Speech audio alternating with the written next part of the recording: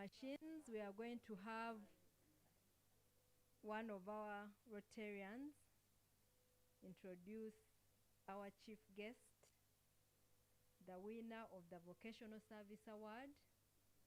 I think we are all curious to know more about her, to know how she managed to win with almost 100% votes. So at this point, I'll invite Rotarian Gerard to read for us her profile.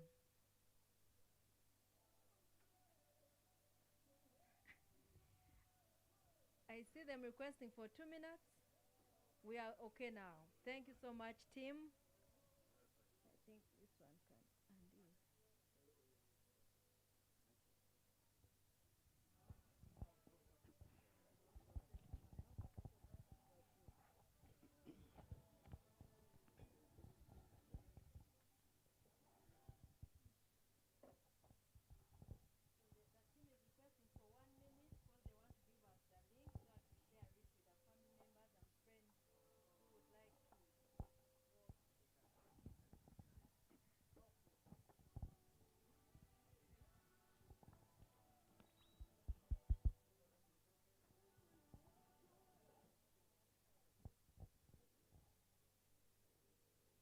Thank you, Madam President. Fellow Rotarians, Rotaractors, and the guests.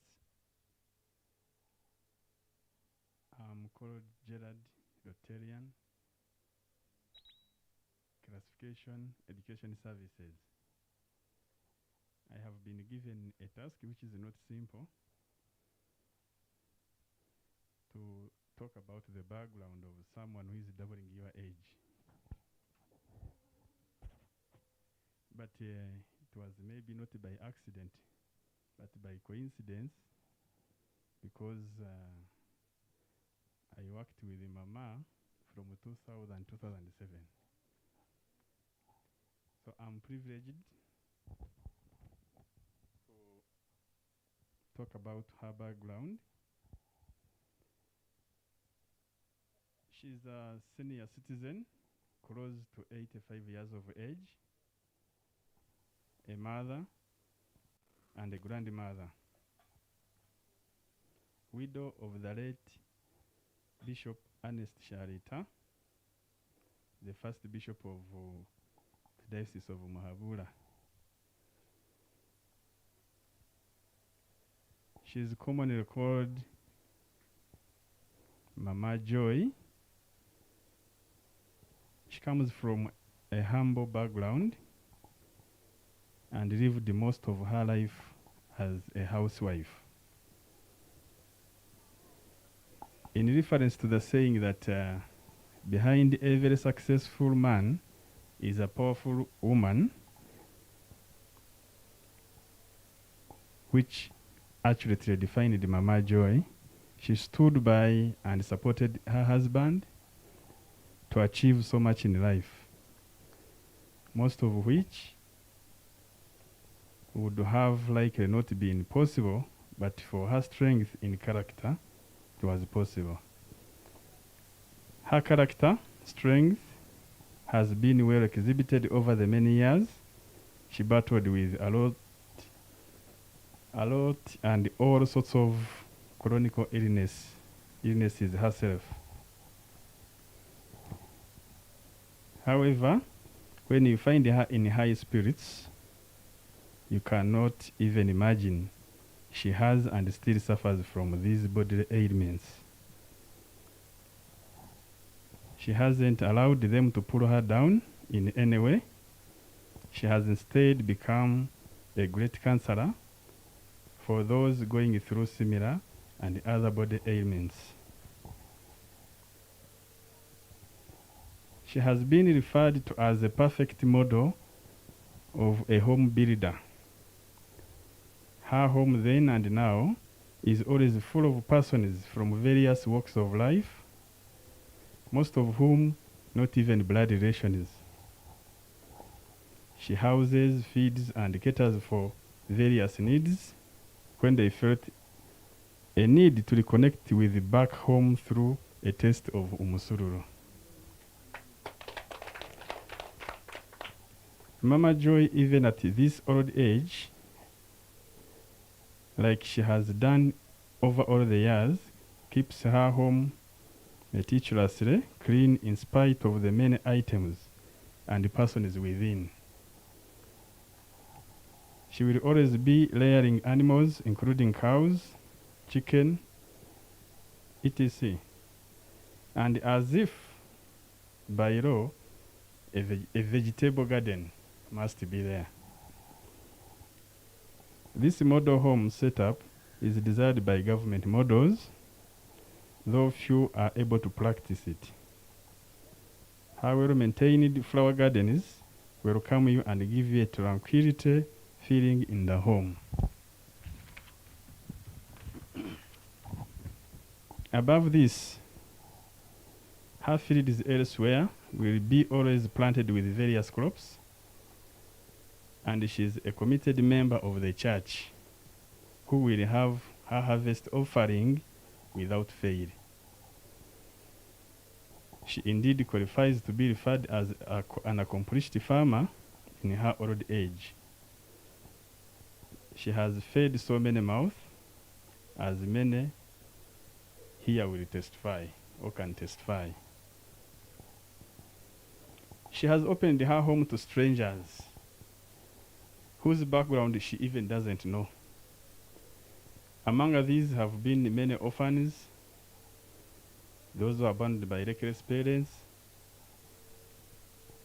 whom not only does she take care of their basic needs, but also takes them back to school. Of recent, when our tractors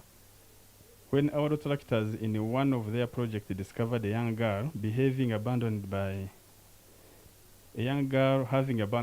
the family, being taken care, she quickly and without hesitation took her in, and now she's in school. Indeed, this service above self is increasingly rare in our current society. She continuously looks out for needy elderly persons to support in whatever form possible. These are as far as Kasese. Currently, she is supporting a priest who is not even related to her in her home, who has been unfortunate.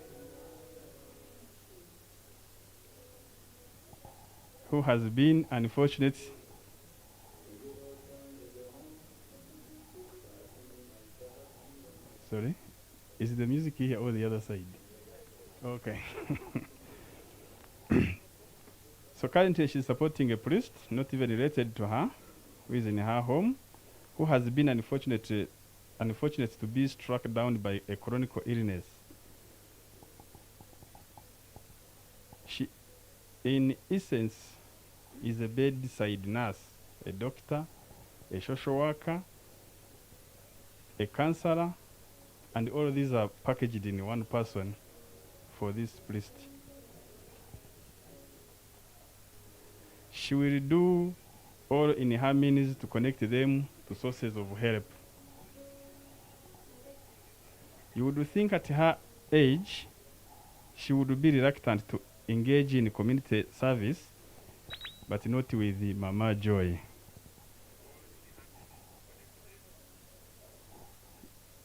She will attend community meetings whenever her health can permit, attend church services faithfully, visit community members, particularly those who have had life challenges, go to the radio to educate when called upon, and many more.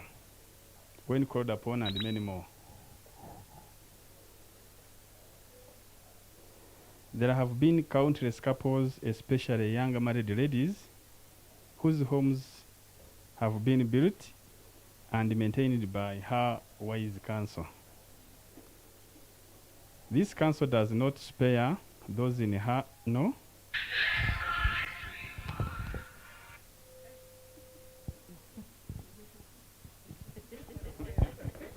Sorry?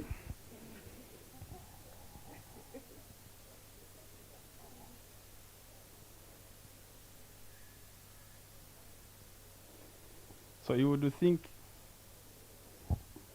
yeah, there have been countless couples, especially young married ladies, whose homes have been built and maintained by Hawaii's council. This council doesn't spare those in Hano who may have slipped into an area of questionable behavior. She is known for her straight talk, yet packaged in clear, evident love for the person. She has never been one to stay silent and watch a person she knows keep off track without making efforts to bring them back through counseling. Indeed, like the family of Lotare has its goal of service above self to our communities, Mama Joy has exhibited these in conformity with the four-way test. Therefore, allow me present to you our candidate for the award for community service 2021-2022, none other than Mama Joy Sharita. Thank you.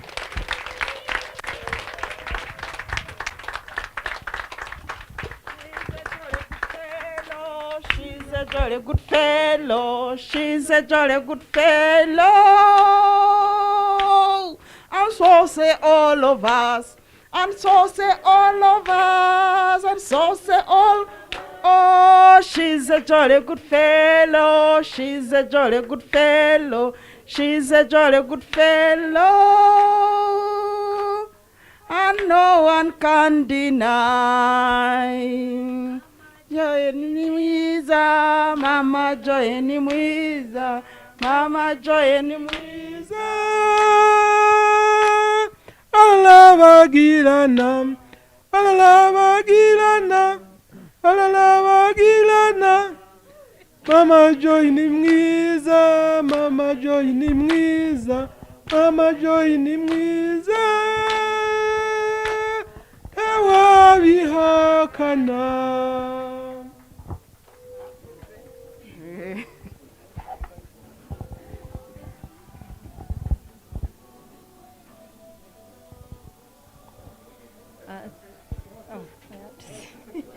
Thank you so much, Rotarian Gerard, for that great presentation. And I'm glad that you knew Mama Joy before.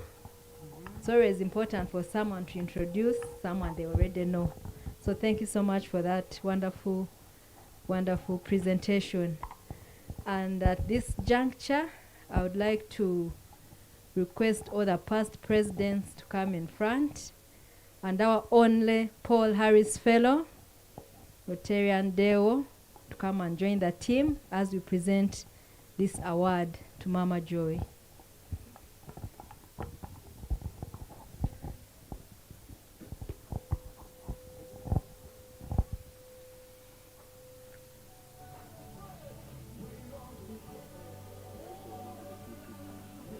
I'm already here. Open it.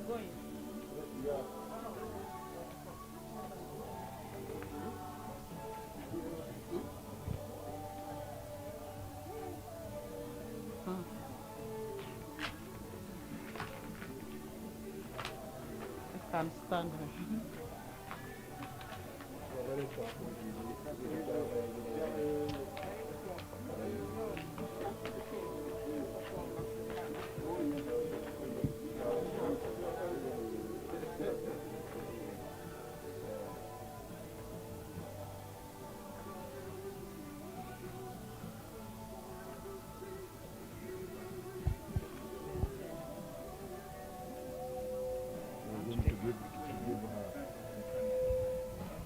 So Mama Joy, we take this honor to present to you this award.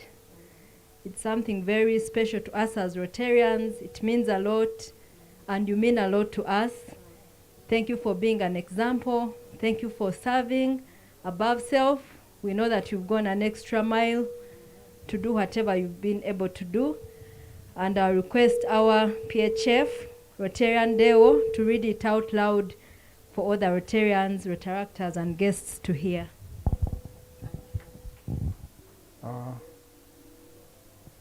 Thank you, CMP. Rotary Club of Mgahinga, Service to Change Lives. Vocational Service Award 2021/2022. Presented today to Mrs.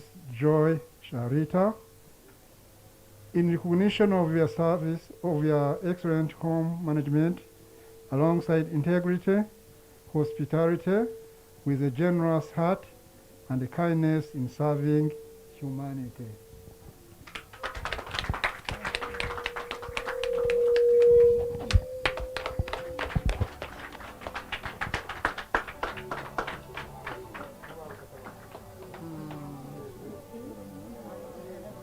She will talk well seated, I think.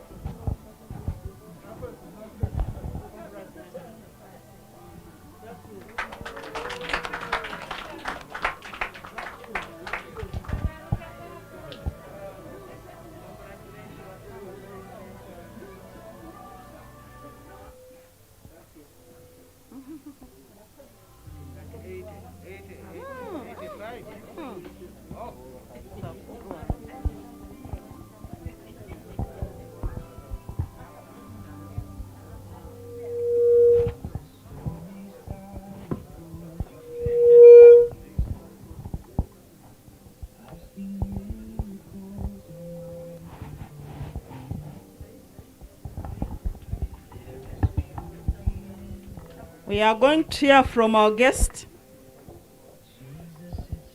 and she will talk well seated.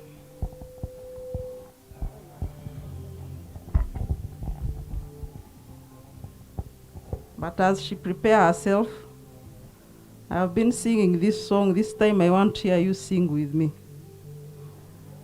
And it goes, we serve to change lives. We serve to change lives. We are people of actions, committed, you and me. We serve to change lives. We serve to change lives. United in service to the global family. We serve to change lives. We serve to change lives. A change for the better. We are Rotary.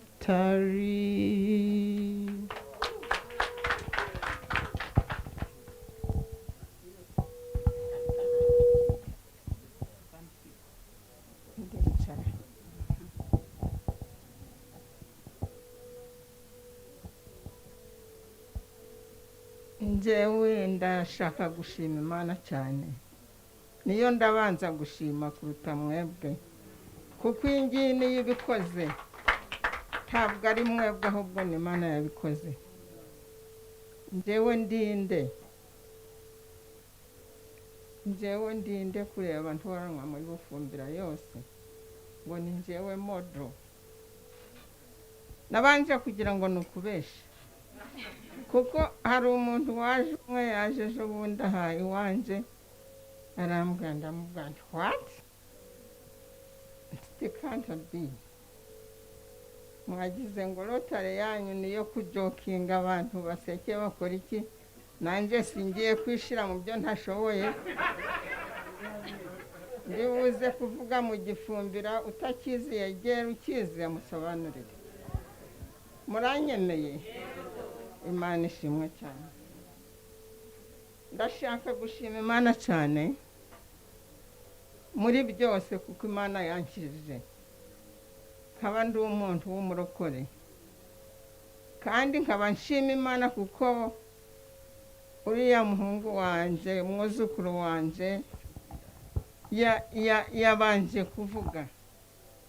Ndibaza yemwa, ubwo nakurebaga waje gufata amajwi, waje gufata ibintu byo nkora byose. Uriya mwana ni karimagezi, mukomere mu mashyi.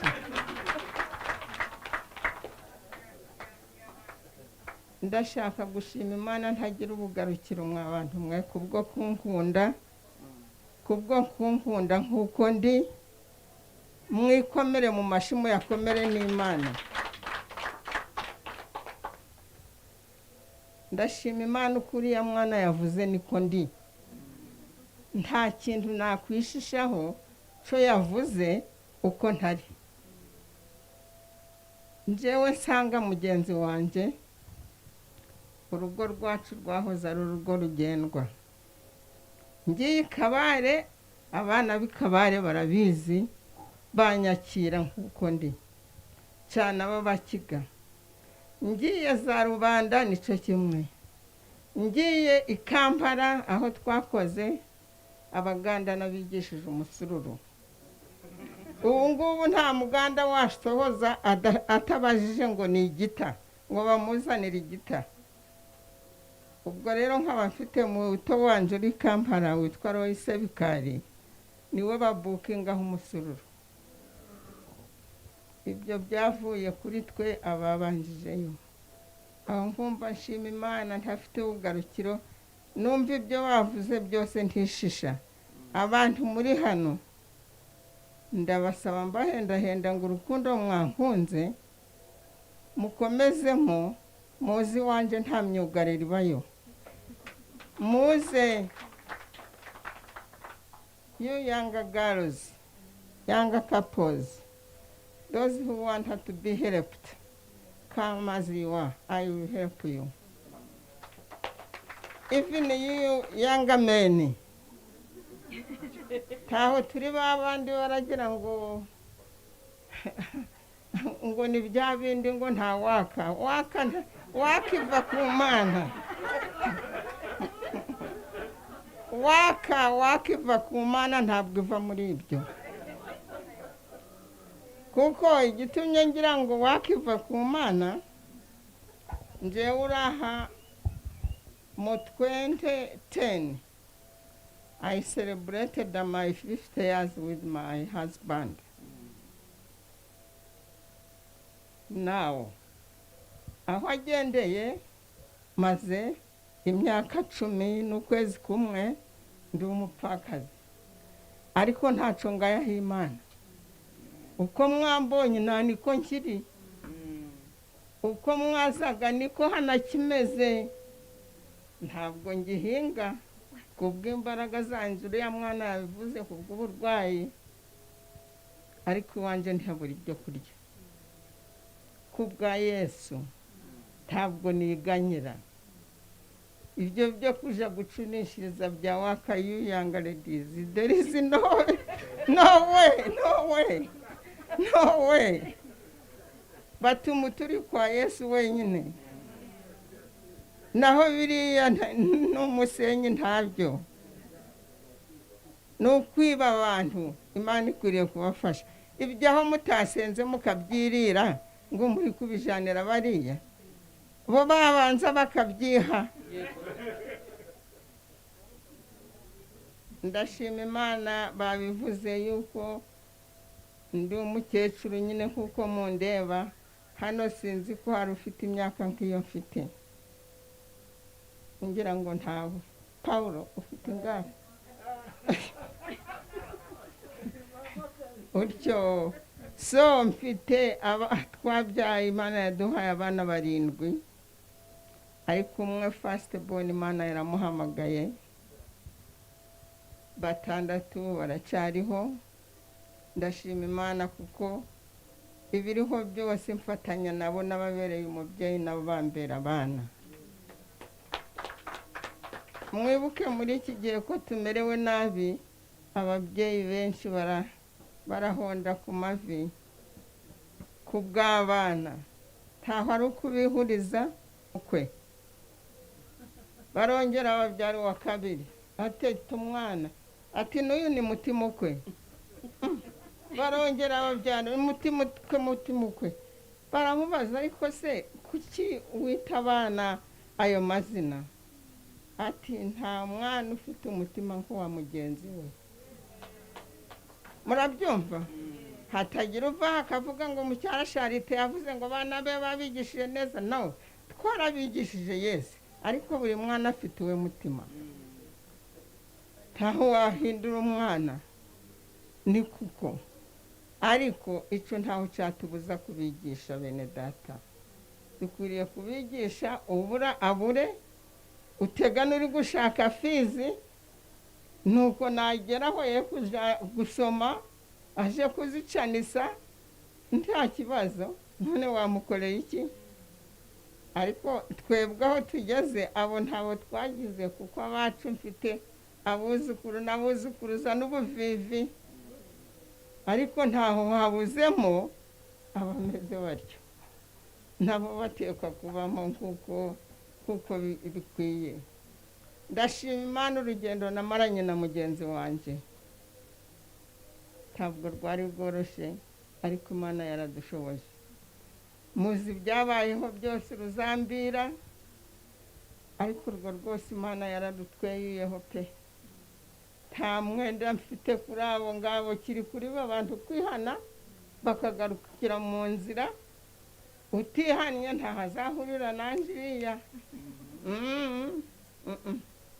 Ahubwo iminsi yanjye isigaye iyo nzi niyo maze, isigaye sinyizi.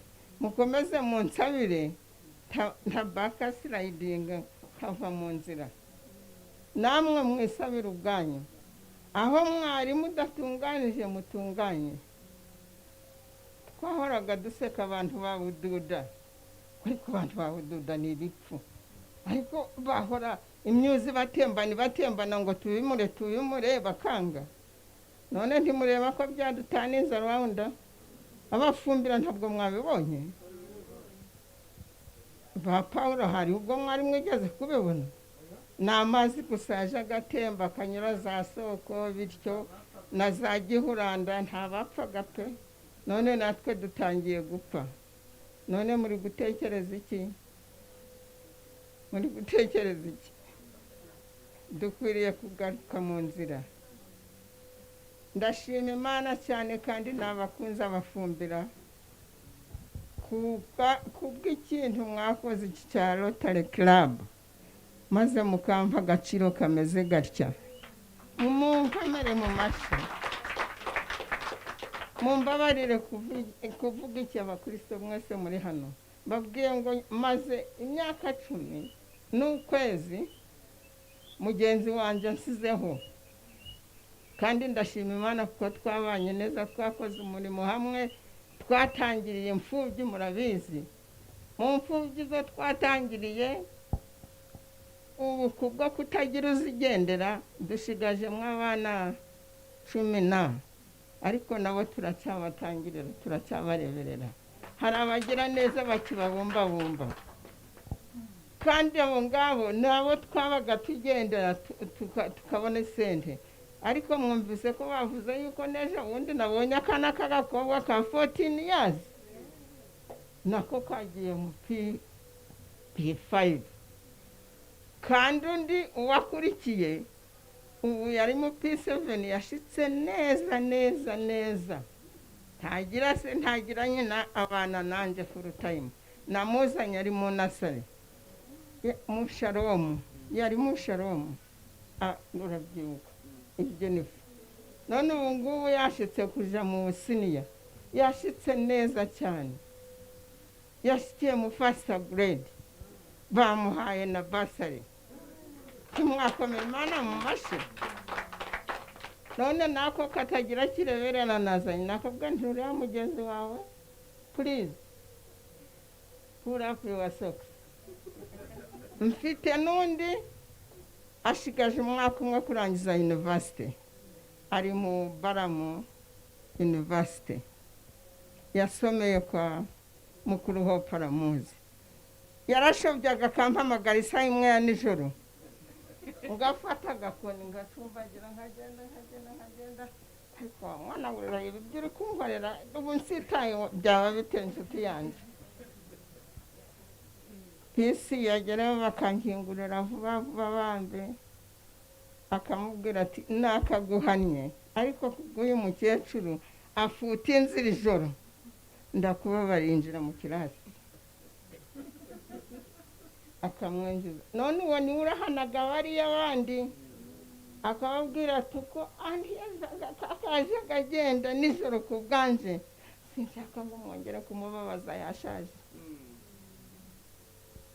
none ubwo je nifitiye amahoro n'ubwo bwana bwanje ahubwo iyo bugiye numva ko nsigaye njyenyine gupima ibyo kurya bikananira no kubipima singishobora no kwitekera nuko baza nkumva merewe neza namwe ndabasaba ngo muzaze wanje namwe mugubwe neza udafite nzamuha iwanje hariyo wakape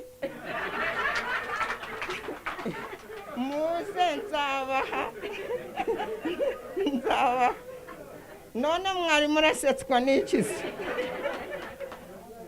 none mwakoze byose Imana ibahereze umugisha kandi abana banje ngira ngo bari bunezerwe kuko bari kumbwira bakwe abakazana ngo we wish it would be Zoom and we see the people who loved you so much like this. And it has happened. Why don't we thank God for that? Njyewe Joy kwicaza ibi bikonje bimeze bitya nkaba nanjye ubundi za Bungereza ndi za Amerika ndi za Canada ndi za Kampala hari wari wabona nk'ibi mwebwe ariko iyi myaka dore iyi myaka nitumye ibyo byose bibamo kandi no kwizera Imana ntacupirwa abaraje barampamagara mu mashitsi mukabona ntaje bambe simbishoboye nigitumye mpagarara kumara uyu mwanya naka kameza nubwo ndashima Imana ariko mwebwe ntimwayishima iyi covid imyaka tumaze. Who are you people? Hagiye bangahe none mwatunganya bari kuvuga Mutebire, yes, he was a great man. Mu bantu bose bakoze mu government ngira ngo niwe umuntu utarafashe ishiringi ya government ngo ayiryangatanye simbizi ni bamwe bwarawo muzi simbizi aba yararyangatanije baba bagiye kumwubakira inzu we umuntu warebereraga ikigega cyose cya Uganda ariko abantu bari kuja mu ministry akamaramo only 2 years akubaka igorofa mbese mwe mwabaye ibipfura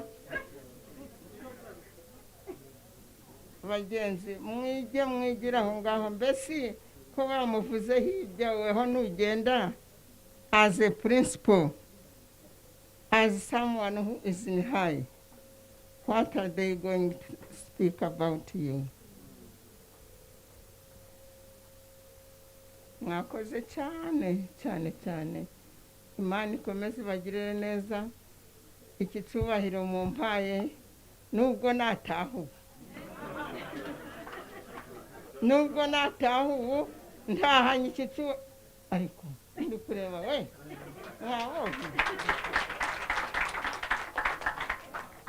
maze hari ahantu nageze mu mbabarira ubusaza nabwo butuma umuntu avugishwa ibi bintu biri kuza bikaza mu gihe bumwe kikwiriye n'ikidakwiriye imyaka ngira ngo muzeyi ahamagawe nk'imyaka nk'itanu nangwa ingahe abana baranjanye hanze nja mu Amerika nagiye kuza sanga barahaye Bishop Award bananiwe kuyimuha kare baho umuntu wapfuye ariko nje ndashima Imana nshuti zanje kandi bana banje kandi abuzukuru kuko mumpaye impano kireba none narayibitse nzayigira nte ahari ntekerezaga niba ngira nti njyewe nimpfa nzabigendane ariko sinavuga ko ntazayimuha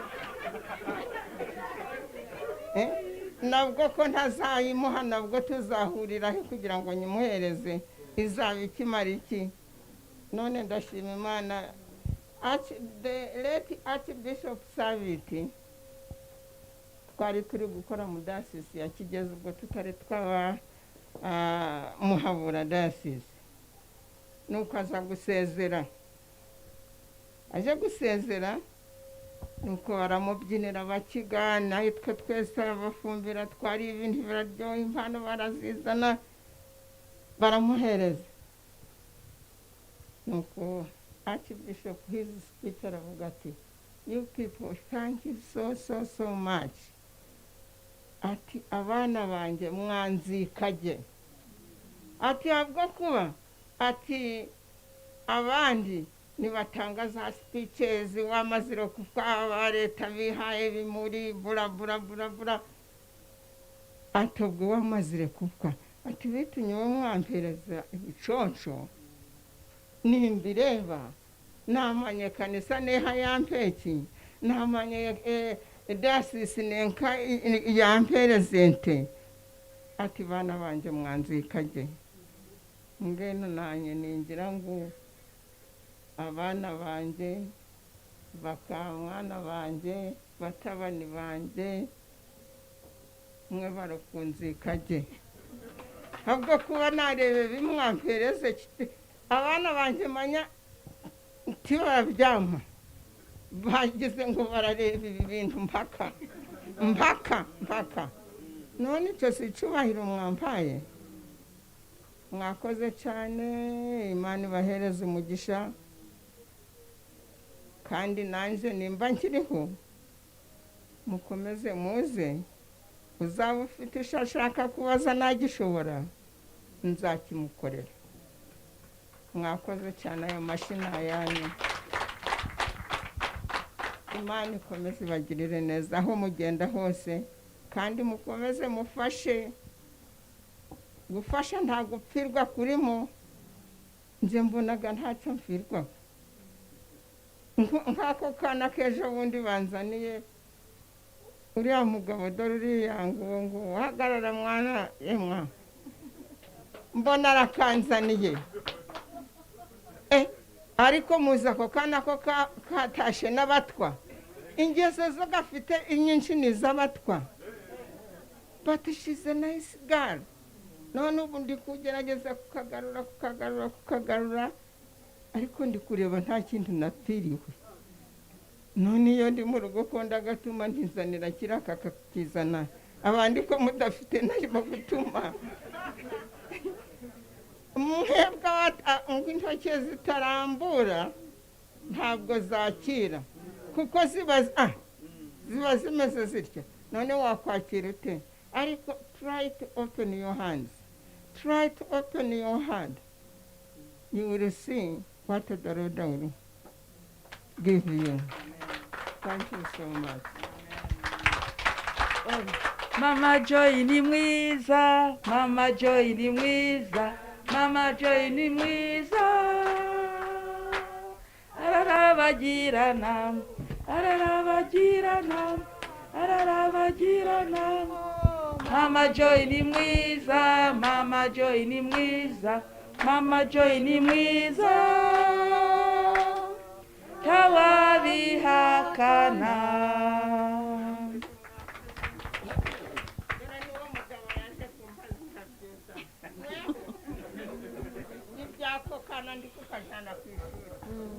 Thank you so much, Mama Joy. To me, I've learned a lot. That she's one person who selflessly gave that service that we are recognizing today. She did it from mega resources. You can imagine such a person. Many of us have resources, but how many have we helped? How many have we touched? So it's very important.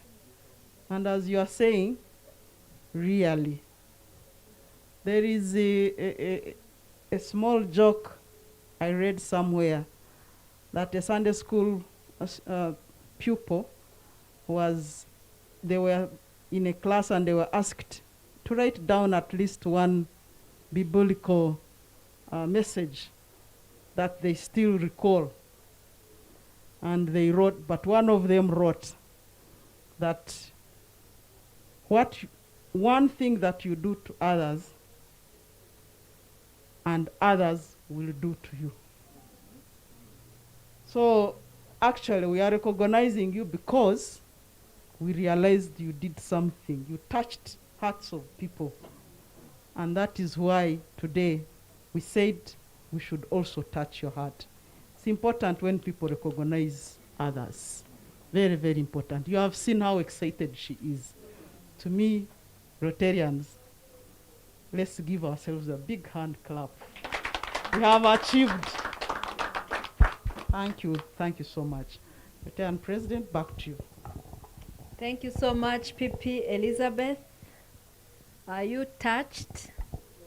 Are you challenged? Are you encouraged? Let's go and do what Mama Joy was able to do. At this moment, we are going to have our final toast. And I'll ask our Changemaker Secretary, Rotarian Rita, to lead us. And after that, I'll again hand over to the MC to take us through the next session, which is the dinner session. Rotarian Rita, please.